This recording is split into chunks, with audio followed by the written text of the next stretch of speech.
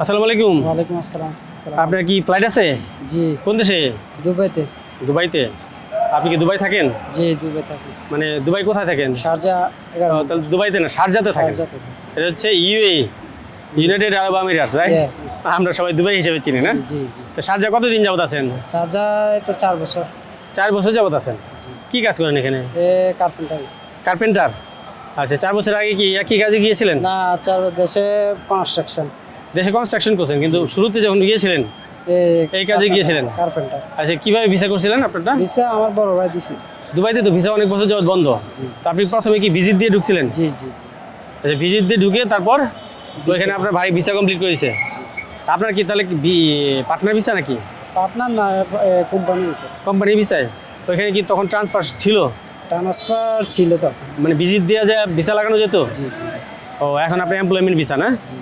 Very good. ছুটিতে ছিলেন কতদিন দেশে? 3 মাস। 3 মাস ছিলেন, এখন চলে যাচ্ছেন। জি। আচ্ছা, তো এটা কি মালিকানা মানে কোম্পানি আন্ডারে? কোম্পানি। স্যালারি সুযোগ সুবিধা সব ঠিক আছে তো? আলহামদুলিল্লাহ। কোনো সমস্যা নেই না? জি। ভালোই আছেন। আচ্ছা, নাম কি আপনার? মাসুম। বাড়ি কোথায়? 14 গ্রাম। কুমিল্লা চৌদ্দগ্রাম। জি। আচ্ছা, তো ঠিক আছে, ভালো থাকবেন। কিছু ইনশাআল্লাহ। বলার আছে আপনার প্রবাসী টিভিতে? প্রবাসী সম্পর্কে কিছু বলার নাই? বলা। ঠিক আছে, ভালো থাকবেন, হ্যাঁ? ওকে, আসসালাম। ধন্যবাদ, হ্যাঁ।